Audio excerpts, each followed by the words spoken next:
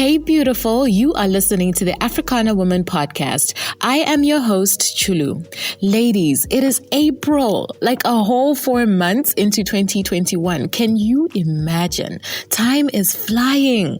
I'm overexcited about the theme for this month, and I can talk about this topic for days on end. It's something that we all have, but before I tell you what it is, I just want to say thank you. Thank you so much to you who comes to listen week after week. Like, I really appreciate you and I love you, but I have a little favor to ask.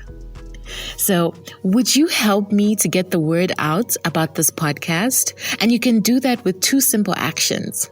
You can either rate and review the show on iTunes, or you can share it with a friend. Can you do that for me? Oh, thank you, darling. It really helps to get the word out about all of the goodness that is here. So, drum roll, please. The theme for April is health. Listen, our last guest, Juliana, she said it so eloquently that everything starts with your health. No matter how much you are empowered, you can go to course after course, go to university and all of these things. But gal, if your health is not on point, you will not progress. Health encompasses our physical health, emotional health, spiritual health, mental health. Your health is literally your wealth. So we need to get that in check. Because when I start rolling out all of the gold from more amazing Africana women, I want you to be able to receive it and run with it, not to be held back by your health. Like, this month is the month that we are graduating, We're getting to the next level. If you are new to the Africana Woman podcast, this is what I want you to know. Every week, I ask an Africana woman to invite us into her home, and she gives us a snapshot into what happens behind her closed doors. She is not famous. She is simply the girl next door. She is just like you. I hope you will join me on this journey of discovery, revelation, and self-awareness. Now, this episode is brought to you by the Africana Women Visionaries. This is the premier network for female entrepreneurs of African descent. You can learn more about the Visionaries and how you can be a part of this amazing group of women by visiting at Africana Women on Instagram or Facebook. Our guest today says that not only is health important, but it all starts in your mind. Once you are clear about what your mind is set on, everything else flows. Vuyi Nemapare really is a light. Like, I love her energy. Like, it literally envelopes you. So Zimbabwean-born Vuyi is a mindset transformational coach. She is a speaker and a health and well-being consultant. She is also the host of the podcast Mindset Intentions. Vuyi is passionate about empowering women to build wealth and a legacy. She holds a bachelor's in communication systems management from Ohio University and an HNC health, fitness and exercise certification from Aberdeen College in Scotland. Please enjoy this powerful conversation that I had with Vuyi. Vuyi, welcome to the Africana Woman podcast. I'm so excited that you're here. Oh, this is absolutely an amazing opportunity, Chulu. Thank you so much for that warm welcome. Thank you for having me on your platform this afternoon. I'm actually really very, very excited to be here. And I really just believe it's such an honor to be here with you today. Thank you. All right, let's get started. So you are my neighbor. You're from Zimbabwe, yes. And currently you're based in the UK. But yes. We would love to know, what has that journey been like? Ooh, do you have until December 31st? It has been an incredible journey.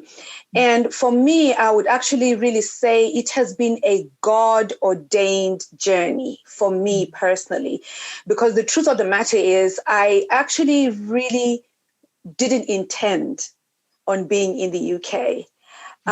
So with everything that has happened with me from the time I got here, oh my goodness, it's been quite a few years. There's probably people who have been born and got married during the time that I have just been here. That's how long it has been.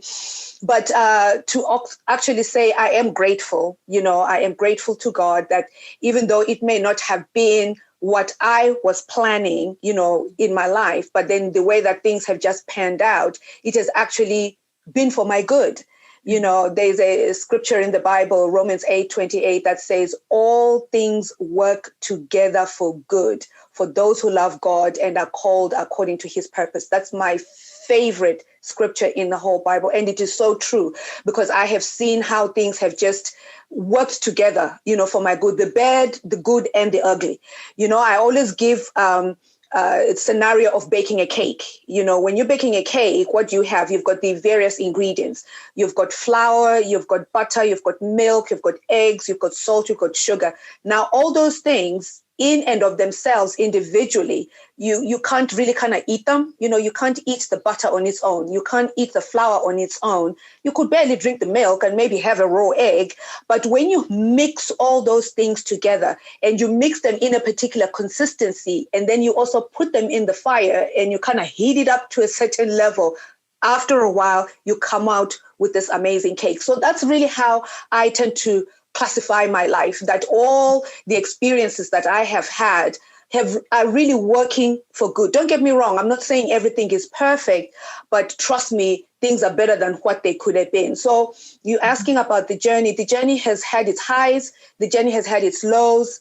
The journey has had its, stable moments. It has had its difficulties, but it has also had its, successes. And all those things, I take them to mean that it's part of my journey. It's part of who I not only am now, but who I am also becoming. So which town are you from in Zim? I'm from Bulawayo. Oh, okay. Yes. That's where I was born and raised. Yes. And when did you set sights for, I believe it's the States? Oh, well, for the States, I set sight in 1985. That's when I went to university in Athens, Ohio. So I was there from 1985 to 1989 when I graduated with my bachelor's. I then moved to Michigan. I was in Detroit, just outside Detroit, for about 2 years. It was just too cold for my liking. Oh, yeah. I mean, Ohio was cold enough, but Michigan, took it up a notch. And I said, no, thank you. And after 2 years, I flew south. I went to Texas, where it doesn't snow, where it doesn't get as cold. I said, well, this is a little bit more familiar to me. Africa is kind of like a little bit familiar. So that was my journey there. So you started out doing communication systems management. Was that the career path? Because that's completely different from what you're doing right now. But, when you were in the States, were you doing, communication systems? Well, very interestingly, because my degree and what I loved about the modules that I did was it was so wide and so varied. I did courses, modules in business law. I did modules in newspaper editing. I was actually quite surprised. And then obviously, communication systems in terms of, telecommunications and the whole thing. I could even build a circuit board. I can't believe that. Well, don't ask me to do it now.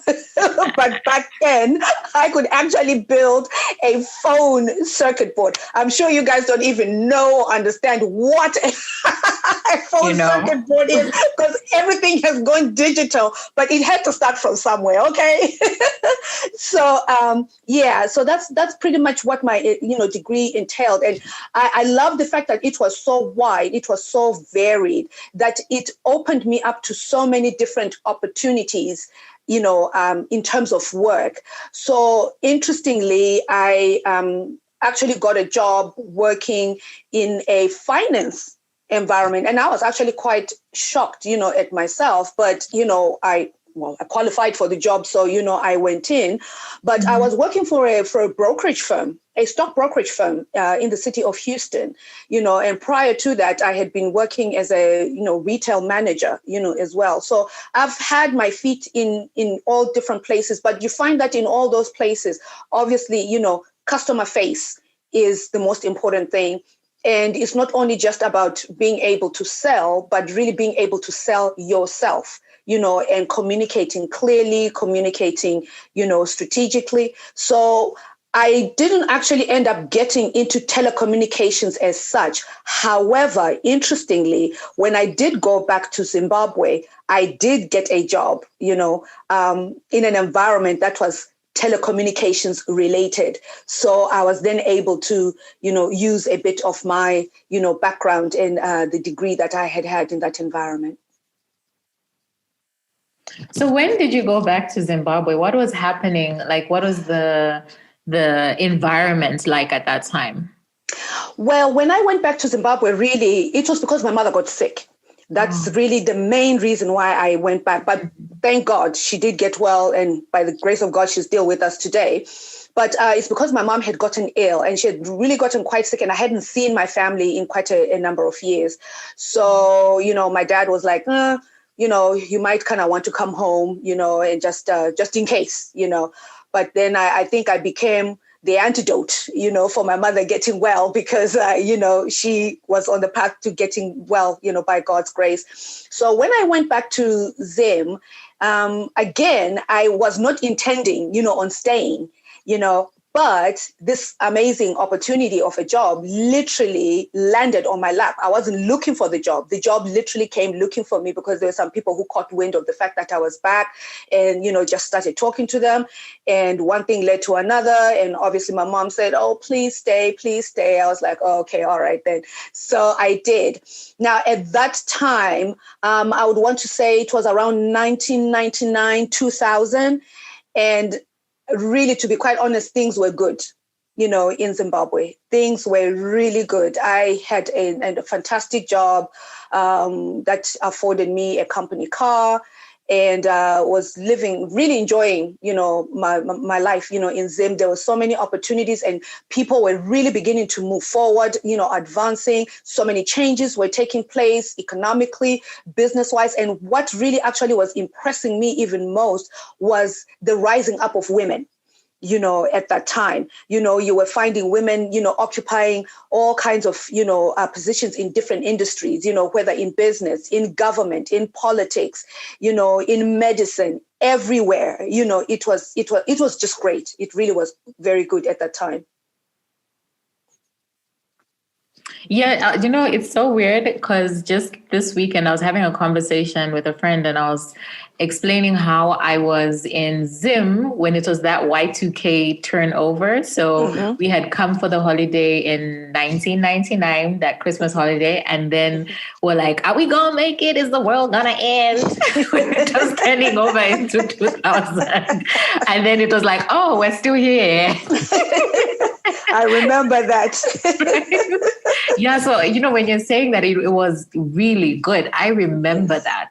Yes. I remember, we came to Zim and we came to do our shopping. Yes. And we bought all these beautiful clothes and, we were doing all that tourism and all of that great stuff.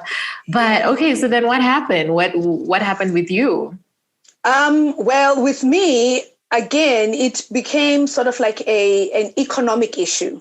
Because then one could just kind of see that things were just beginning to spiral in a direction that one didn't really want to wait to see, how things were going to pan out, and it was quite saddening for me because I obviously, I'm a Zimbabwean. I'm very proud of being a Zimbabwean. I love my home. I love my country. However, sometimes you end up making certain decisions, based on the life that you want to live. And sometimes it just ends up taking you outside of your own, familiar environment. So things were beginning, without getting into the politics or anything that was happening, things were just beginning to go a little bit, on the left field side of things. And and at that time, a lot of people were just, the country was getting what I call a brain drain. A lot of people, who had all the skills, all the qualified industries and things like that, they were leaving, and it was really very sad because those were the last people that the country needed to be losing. Do you know what I mean? And my whole desire of even having gone to America to study was so that I could come back home, and contribute to the development, of the nation. And for a while there, that's how it was. And you can just imagine if the majority of those of us who are abroad were in Zimbabwe right now, would that place be still the way that it is right now? I actually seriously don't think so. And everybody agrees, to that. So unfortunately, it was more, out of the economics that were not really panning out to be conducive. And that's really what forced, at least myself, I can only speak for myself, to leave. Because at the end of the day, I was also partly helping, to look after my family. And if I couldn't do that in a reasonable way, then it meant I had to now make this decision and sacrifice to leave just so that I could be able to take care of them. Do you know what I mean? So it was not a very easy decision, for me personally, to take, but I just had to. I had to. Yeah, brain drain, just the topic of brain drain is very, I'd say contentious because, you would love for people to stay in their home countries. But when when you're talking about the environment not being conducive, it really makes it difficult, especially when you do have those commitments to, your family and to look after, you've got commitments to look after other people and you have to make it happen. And, making that hard decision, I can imagine it's not easy. No, it's not. And it just ends up just disrupting, your life, basically. Because at the end of the day, one also wants to settle down. One wants to build a home. One wants to, have a family, besides just looking after, the family members that you have. But you end up making decisions that, maybe benefit you in one area, but then in another area, it doesn't benefit you. But I guess, that's just life, isn't it? You win some, you lose some, like they say. And it's not an easy thing, to do, but here we are. Yeah. So when you left Zim, that's when you arrived in the UK, or did you go back to the States and then? No, I came to the UK, and in actual fact, I was supposed to be in transit. So you could say that's a long transit. Yes, it is. Absolutely. There was a movie made a few years ago with Tom Hanks. I don't know if you remember that movie. I can't remember the title of it, where he was stuck at an airport. He couldn't even get out of the airport or whatever. And he literally made, his life living in the airport. I just kind of feel like I have been in this transit position for all these years. But funnily, every time I tried to make moves to either, return, to go back to Zim, now when I look back, it's almost like God was blocking it. At the time, I didn't realize it. Do you know what I mean? Because anytime I would try to see if I could, go back home. Because when I came here, I actually, I started off in Dublin. in Ireland, because I had gone for a youth Christian conference. And then from there, after it was done, I then went to I had a friend who lives in Scotland. She's from Zimbabwe, but she had settled down in Scotland. And so she said, oh, why don't you come and, check it out, over here. And she was really lonely at the time because there was not a lot of Zimbabweans, who were there. So I went to Scotland and I was with her. And then I found myself registering for school. So, which is how I then earned my HNC in health, fitness, and exercise, because, the issues of exercise have always been something that I had, wanted to do, not so much to take it to university level, but just to have a bit, of a background, in that. So they had this amazing, program at Aberdeen College, which is in Aberdeen, right at the northern part of, Scotland, almost a hop, skip, and a jump to the North Pole, because it's right by the North Sea. So I was going to say, isn't that cold as well? I don't know why I end up finding myself in all these freezing cold places when cold is not my favorite thing. Even the winter in Zimbabwe, as mild as it is, for me, it was like near death. But so I found myself there and I just stayed there just for 2 years. And I said, people, I love you, but I got to go. So that's how I then ended up here in England.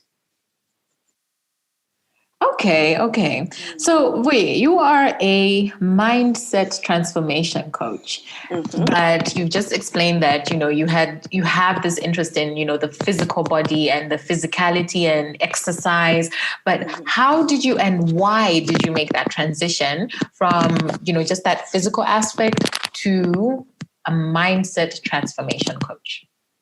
I'm glad you asked that question. I found something very interesting when I was I started off as a gym instructor in the gyms, after I had my certificate, and then I became a manager in a particular gym in Surrey, where they actually started a program. I was the initiator of a program of having a women's only gym. That's sort of like a whole long story, on its own. But then when I then started moving into, and as I used to train people, and I used to love aerobics, as well, I was an aerobics instructor. So, but then I found it quite interesting that when I was doing work with people in the gym, I would always have a conversation with them, and I always talk to them, because one thing that I had learned, about our physicality is that it all starts from the mind. It all starts here, even though people kind of sometimes don't make the connection, but it really does. So once you sort out what's happening in the mind, pretty much really the body follows through, because the brain in the head, that is the central engine of the whole body. So once you make a decision to sort yourself up here, everything else will follow through. So when I was working in the gym, and especially particularly with women, I would always hear women say, oh, I just want to lose just the belly fat, or I just want to tone just my thighs, or I just want to tone my bum, and that's it. And so from my, education, doing the HNC program, we had learned that, as we all know, the body is a whole system. You don't get to chop and change, or you don't get to what I call spot train.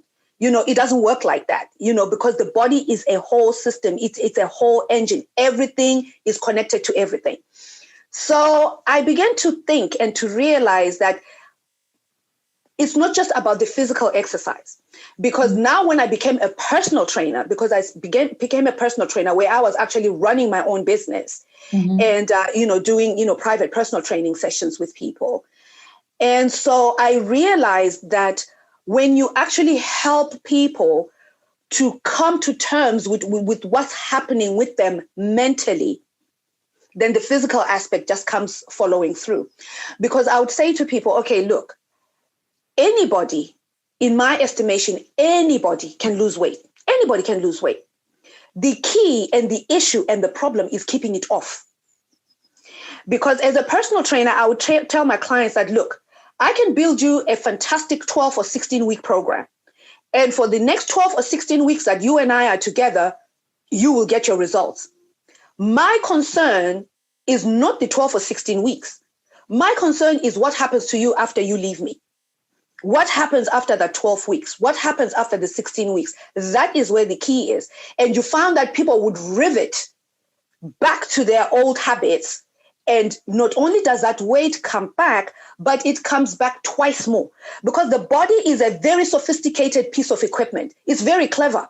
Once you start to starve it, once you start to exercise, it holds on. And that's why sometimes people wonder why they take so long to lose the weight. It's because the body doesn't want to get rid of it. So it's trying to find places throughout your body to hide. So that's why when you do a whole body workout, you attack everything from the top of your head to the soles of your feet.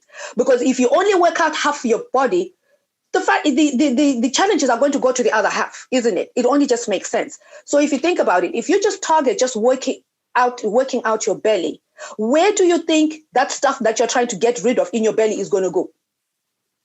It's going to go to the rest of the body. But then again, that's not how it works. Because think about it. When you eat, does the food only go just to your belly? Exactly. It goes everywhere. It doesn't, yeah.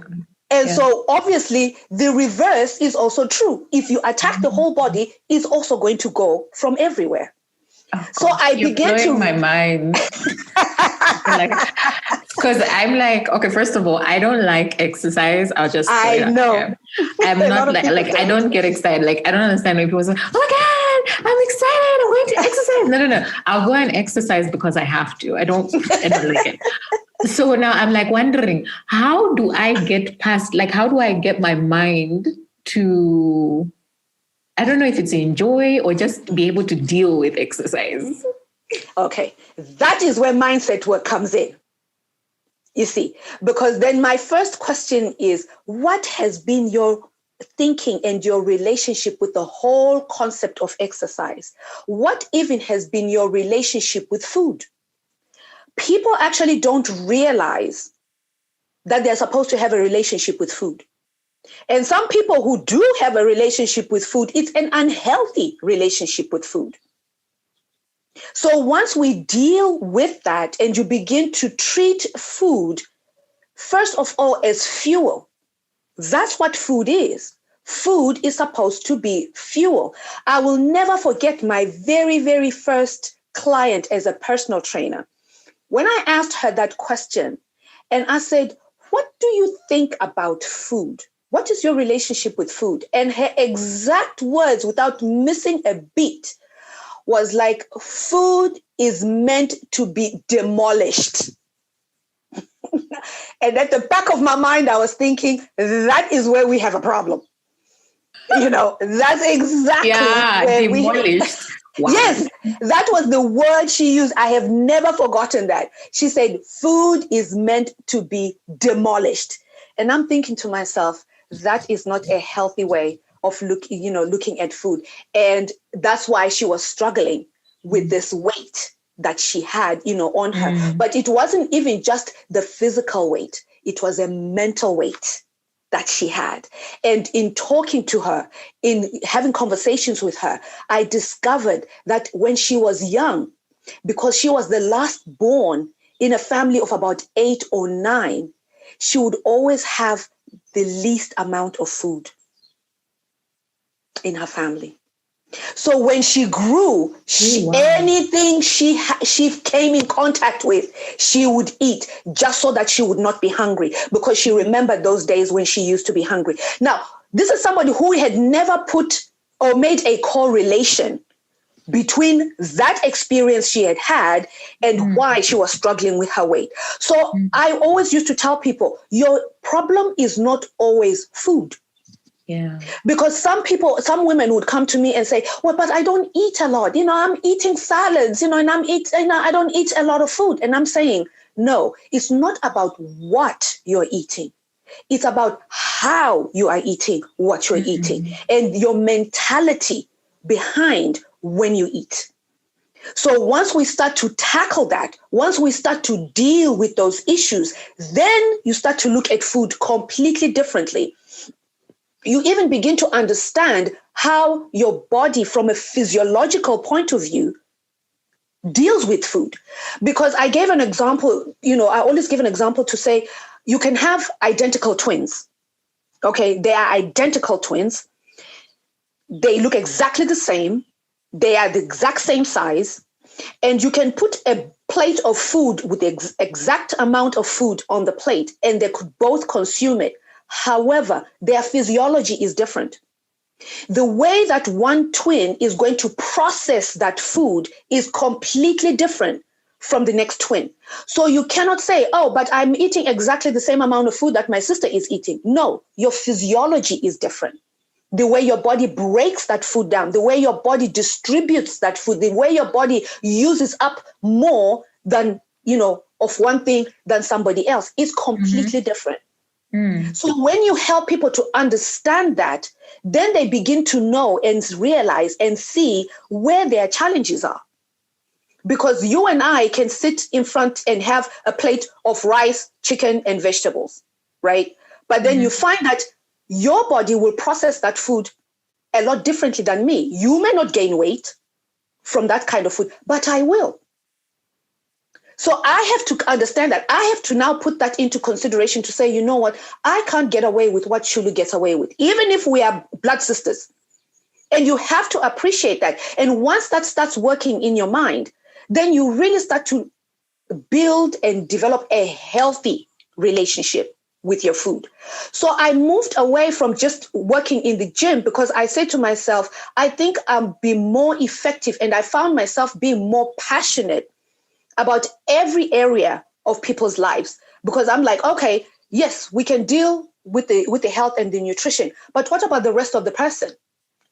Sometimes people are struggling in the choices and decisions that they are making in their lives to move their lives to a certain goal or towards a particular goal. And they don't understand why they are either hitting roadblocks, why they are not, jumping through, certain hoops. What are the limiting self-beliefs that they have about themselves, for them to even come to a point of realizing that, oh my gosh, this is actually a limiting self-belief. What is a limiting self-belief?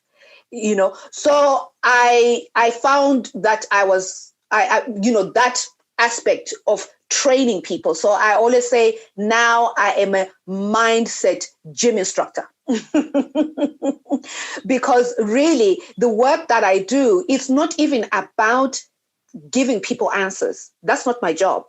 My job is really to help you to extract those answers from yourself, because the answers are already inside of you. You just need help in decluttering all the stuff that may be happening, all the stuff that may be going on. And we find that sometimes we put these labels on things, things like, procrastination, boredom, or, anxiety and things like that. There is always a root cause.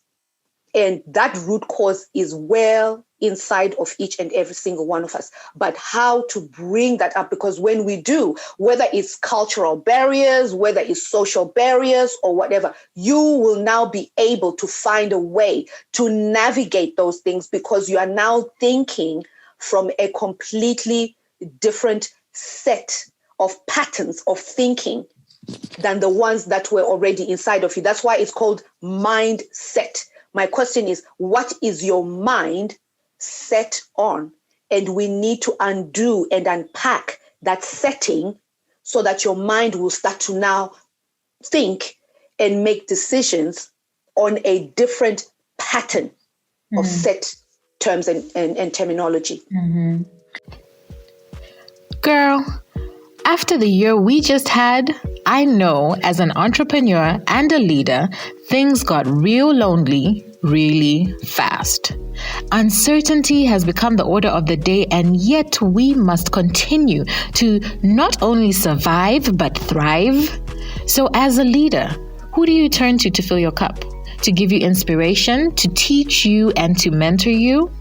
We have created a community just for this very reason, to support each other, to hold each other accountable, and to be each other's cheerleaders. This group is called the Africana Women Visionaries because we're looking past the storm and are focused on the vision we have for our companies and the African continent. Join the Africana Women Visionaries free Facebook group to learn more. Now back to the conversation.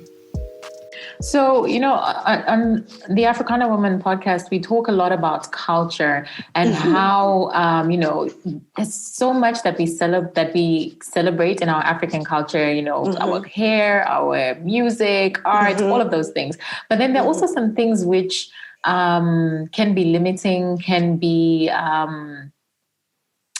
what's the word? What word do I want to use? That kind of hold people back. But I think people don't necessarily realize that the culture is doing that to them, right? Because it's just been a normal thing. That's just what they've grown up with and how, that's just their environment. They're just used to it, right? So I guess my question is, in the context of trying to understand what's going on with the decluttering, and someone doesn't necessarily have access to working with you, what type of steps can someone take to begin to identify those root causes, or even just to have the understanding that, there may be something going on? That's the key right there. The very first step is to, first of all, acknowledge that there's a problem. Because until somebody accepts that there is an issue, then they are not going to be able to gravitate towards the answers to those issues. I give an example of an alcoholic. They have what's called AA meetings, Alcoholics Anonymous meetings, right? Now, people go to AA meetings when they have come to a point where they realize that something needs to change. But that realization comes from them. See, if I am an alcoholic, but everybody else is telling me that I'm an alcoholic, and I don't see myself as an alcoholic, I'm not going to go to AA meetings. I am not going to go to AA meetings because I don't yet identify the issue as an issue.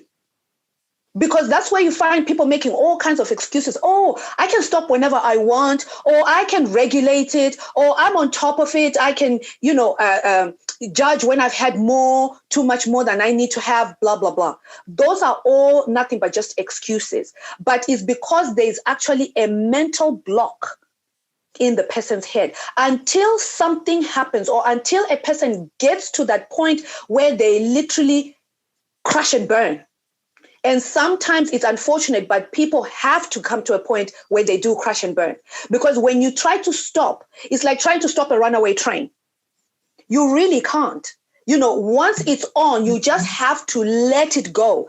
Just like a storm. Once a storm rises, you have to let the storm ride until it crashes itself. That's why they say waves crash. You cannot stop them once they start. So the issue initially is to get to that point where somebody, first of all, admits, because I've had clients that would come to me and they say, okay, I think I need, coaching. I'm like, okay, well, why do you think you need coaching?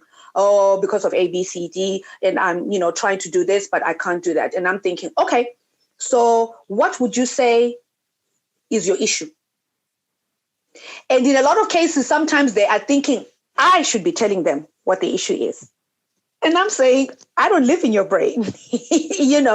You need to tell me where you are having a problem, because until you have identified the problem, there is no point, and it's not going to help you for me I won't actually even be able to develop the steps that will help you to get to your intended goal. But then you need to come to a point where you say, you know what? I can't do this anymore. And I actually cannot do it by myself. This is a problem for me.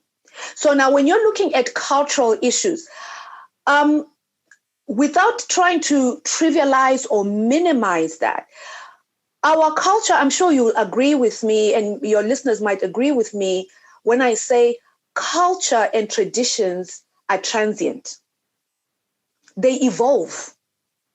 The way our great grandparents used to do life is completely different from how we are doing life, even though we are still respecting some, not all, some of the cultures and the traditions that they put in place for us. But the process of changing culture, the process of evolving our traditions can be very difficult, and it can take quite some time. But it doesn't mean it's not possible. So once people can accept that, because the problem with culture and traditions is that some people are such sticklers, and they feel such an attachment. It's almost like wired inside of them. It's literally written in our DNA. Mm-hmm. But do you know that we have got the ability and the power to unprogram the programs that have been put inside of us, even in that DNA? Mm. Are they not talking about those people the gatekeepers? Those are the gatekeepers of culture that are just like, this is just the way it is. It's always been like this. It's not changing. We don't want it to change. The gatekeepers. But look at it. You were once 5 years old. No, you were once 5 minutes old, 5 seconds old. Then you were 5 minutes old. Then you were 5 days, 5 weeks, 5 months, 5 years. All those stages required change. Even when you are feeding your child, I always use the analogy of saying it is a foolish mother who has a 10 or 12-year-old child. You have cooked the food, you have dished the food, you have put the food on a plate, you have even put the plate on the table. You have instructed the child, come sit down and eat. And the child sits in front of the plate and is still crying and complaining that they're hungry. And the foolish mother picks up the spoon and begins to feed this 10 or 12-year-old child. What are you teaching that child? What favors are you doing that child? Because you are not equipping them to be able to handle life in the next stage.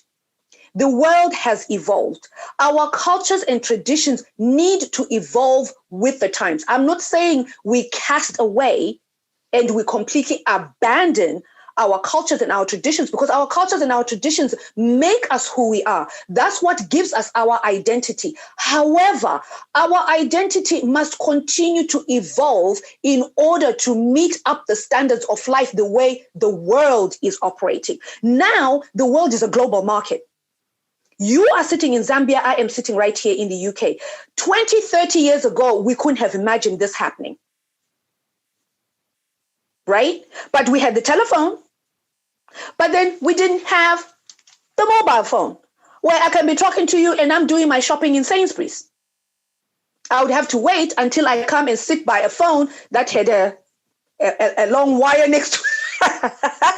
Exactly. The one that goes round. Some people don't even know what we're talking about. Not at all. You had to memorize phone numbers. I remember having to memorize all these phone numbers, but you don't need to do that anymore now, So what am I saying? That we cannot continue to use our cultures and our traditions really as excuses. You are doing... Oh, I like that. You can say that again. Yes. And it is excuses, because I'm not saying that we abandon it, but that culture or tradition, you can find a way to either work around it or quote unquote modernize it in order for you to be able to sustain yourself in the world that we are now living in. If somebody decides to say, well, I don't want to have a mobile phone because I am so used to the landline. Well, guess what? The world is going to be moving forward and you're going to be left behind. That's just a fact of life. So sometimes it's about getting to a stage in our lives where we accept things the way that they are becoming. Because I am also in the process of becoming something or somebody. Look, I started with a, university degree in systems management. And yet right now I am so far removed from that. You would be actually shocked that I even did that degree, right? But it only prepared me or it helped to prepare me so that even if I don't practice in the industry, I can still be able to be functioning and find a way to still navigate the world, even with the background that I have. And these are the choices that I think as not only as people, but especially as women, and especially again as African women, seeing how our cultures and our traditions tend to bind us more. It's very interesting that it's only us women who tend to be talking about the issues of culture and tradition, to be very honest with you. Because I've sat down and had conversations with African men, and in a lot of cases, it's not culture and tradition that stops them from doing the things that they want to do. Why is that? Well, I mean, I feel like the culture is biased towards them. So, it's perfectly normal. It's perfectly comfortable, I'd rather say. And, things are fine. So it's good for them. But then the thing is, it shouldn't be like that, Chulu. I am not saying that things should be 50-50. When I was younger, I used to say, oh, yeah, things must be. No. That's not real. That's not practical. But things must be such that the balance of the scales, even if they are not completely equal, because men and women were different. Come on, let's just be real and practical. Okay? Because when I'm kind of having that time at the end of the month and the man is over there and looking at me like, what on earth is your problem? I need to know how to navigate that. That's not his job or his responsibility. Do you understand? So things can never be completely and totally equal. However, and especially in the work environment, we are now living in a world where women and men can compete and complete each other on an equal footing. And we have to help not only ourselves as women, but even our male counterparts to come along this journey with us. It's not about us saying, oh, no, we don't need men. We're just going to do things on our own. I'm sorry, I don't buy that. And if there's women who do that, well, more power to you. But it's just not going to work, because the truth of the matter is we need each other. Yeah.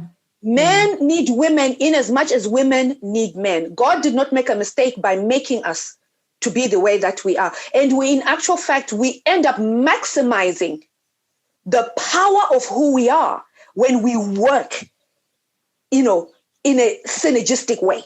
When we try to butt heads and fight one another, then the male is not getting the best out of me. And I'm also not able to get the best out of him, because when I'm able to get the best out of him, I become a better version of myself. Yeah. And when he is able to get the best out of me for him, he becomes a better version of himself. I am not meant to be a better version of myself all by myself. That's just the facts. So when we accept what the facts and the truth are and not fight that, but work in that, trust me, the world becomes an oyster. So beautifully said. Love that. You know that we're almost coming to time. I know. I guess my concluding question around this particular topic is, what would it look like in a family unit? Because I think for me, I feel like the easiest way that change can happen is to start from the home, Yes. So in a family setting, if you're sitting there, you're thinking, okay, I've got my children, there's my husband. What can it look like to, talk about culture and then to evolve your culture as a family? Okay. I can only use the example of my background because I don't have any children and I'm not married. However, but then I've got quite a lot of godchildren, nieces, nephews, and things like that. What I would say now, maybe some people may not, necessarily agree with me, on this. And I'm not saying this is the only solution that is out there available. However, I also am of the opinion that let's try everything that is out there until we find something that works. It's easy for people sometimes to knock an idea before they have even tried it. They've just thought about it, and in their minds, they think that it is not going to work. Again, this is where mindset work comes in, because my question to people is not so much a question, but a comment, that you can't always think that just because that's what your mind has conjured up, that's how it is going to be. So coming back to your question about family dynamics and how, we can do with culture, I think one of the things is, again, I always say to moms, mothers are very close to their sons as much as fathers tend to be close to their daughters. Now, particularly with mothers, I always say, you are responsible for the husband I am going to have. As a mother to a son, you are responsible for the husband that somebody is going to have as a husband and as a father. So as a mother who is raising a son, how are you impacting and what kind of information are you inputting into that child so that they grow up to be the husband that is going to give you, mom, glory and grace? Because see, it always, again, in our culture, it always comes back to the parents. I don't know about where you were growing up, but anytime I was being identified, I was never identified by my name. Mm-hmm. I was always identified as so-and-so's child. Mm-hmm. And what that is actually saying is that however this child is acting and behaving is based on how she was raised and the messages that she was given when she was a child. Mm-hmm. So my question always is, what are you inputting into the life of that child that will help them to grow up to be the person that you want for them to be? Because it's within your power, It is within your power. Those first formative years of a child are within your power because you've been given the responsibility by God Almighty to help to shape and form this child. In the Bible, in the book of Samuel, when Hannah was crying out for a child, who did she go to? She went to God. And when God then promised her a child, she asked, how should I raise this child? Because God meant for Samuel to become the most prominent and most powerful prophet and priest Israel had ever had in the history of that nation. But it was Hannah's responsibility to the point that when she had weaned this child, she had to go and leave Samuel at the temple. Now you can imagine how difficult that was for Hannah, because first of all, this was her first child and she had not had a child ever. And now she's having to go and leave this child somewhere else. But because of her obedience, God honored her and gave her 5 more children. So what I'm saying is that when we take responsibility for where we are now, we are responsible for the future. And whatever things may not have been done either properly, because we cannot blame our parents. Our parents worked with what they had. They knew what they knew and they didn't know what they didn't know. Now, in my household, I'm the second eldest. I've got an older half sister, but in my home, I was the oldest. And then I have a younger brother who's 4 years younger than me and a younger sister. I don't remember any time that my brother and I were hearing contradictory messages in terms of saying, oh, Vuyi, you do this, but your brother can't do that. When I had to clean the house, trust me, my brother also had to clean the house. When I had to do the dishes, my brother also had to do the dishes. When I was being taught to cook, my brother was also being taught to cook, to the point that my brother is actually a better cook than me today. So it starts from little things like that. Not giving contradictory messages to children in the home strictly because of the agenda.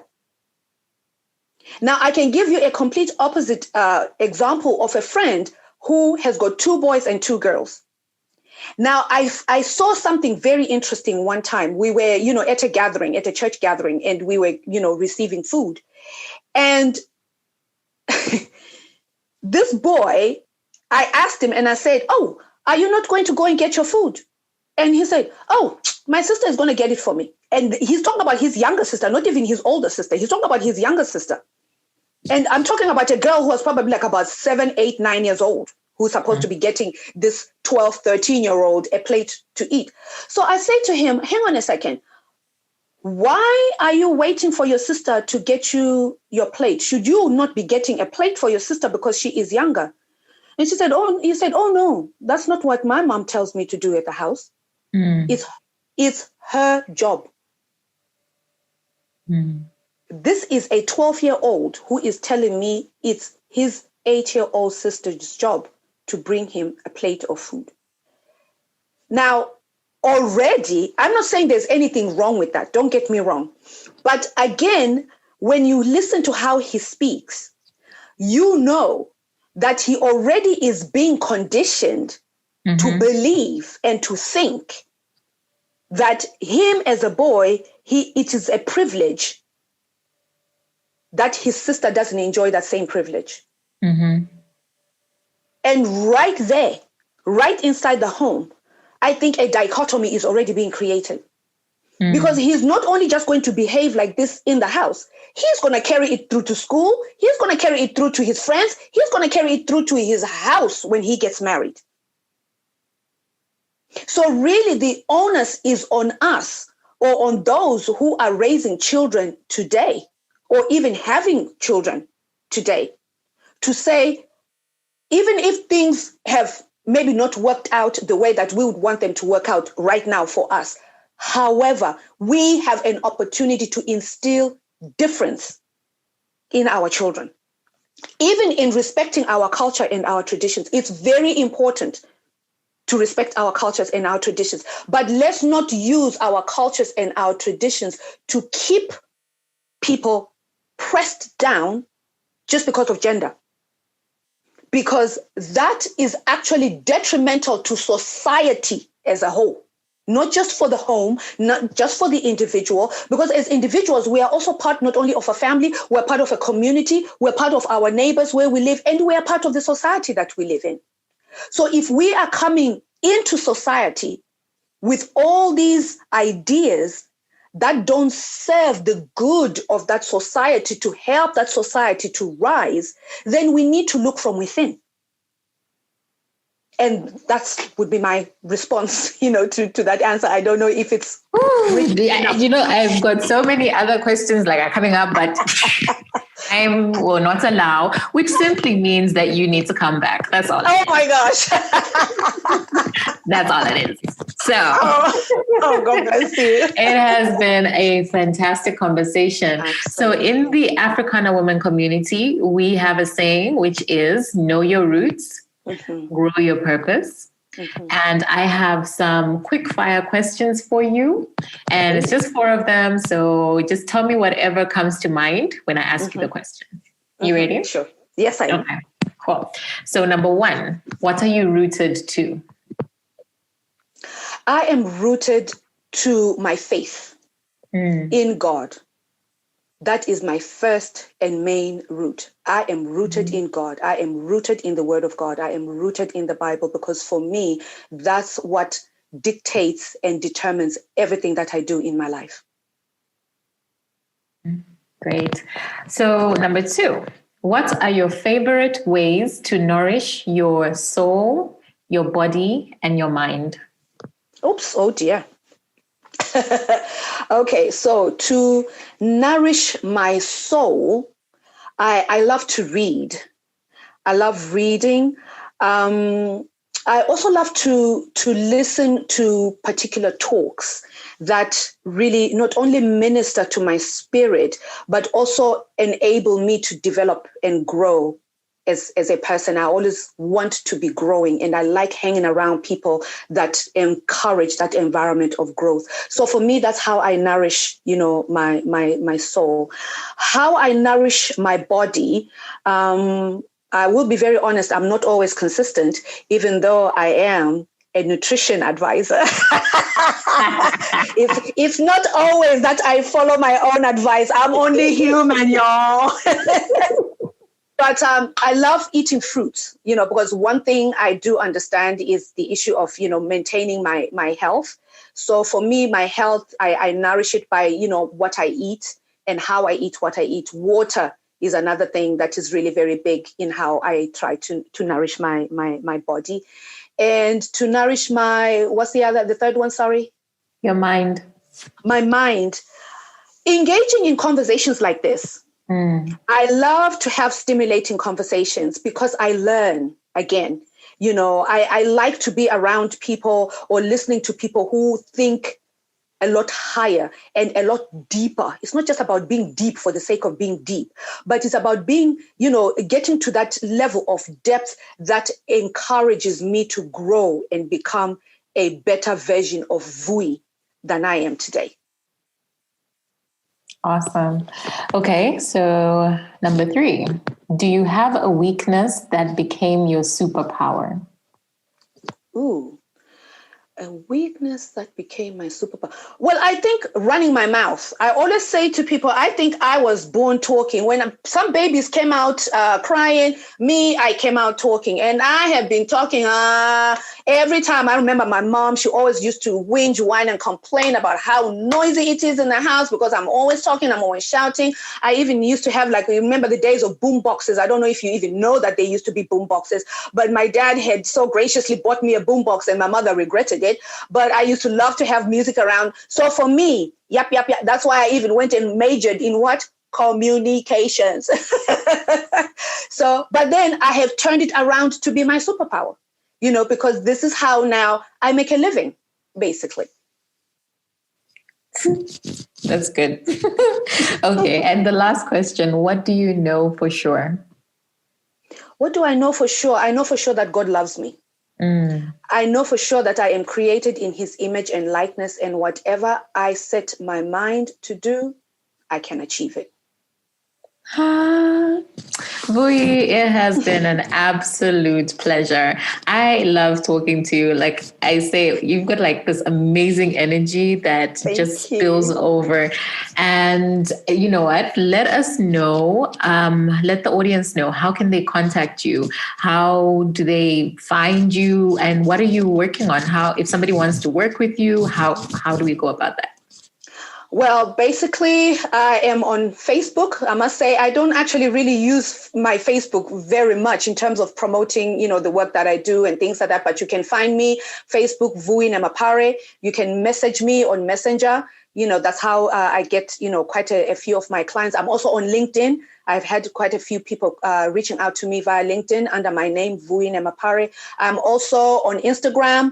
My Instagram handle is One Divine Lifestyle, because I intend on living a divine lifestyle. So those are the avenues. And of course, emailing me at balanceyourlife@gmail.com. Fantastic. All right.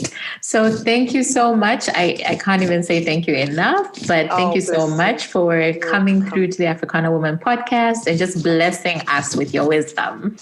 God bless you. Thank you so much. I hope I was making sense, and I hope I shared something that somebody could take, even just one tiny smidgen, and it will be of help. But I've really enjoyed this. I love, chatting with you as well. You are so good at asking such questions that really make me to dig deep. So I've really enjoyed it. Thank you so much for having me. It's very, very grateful.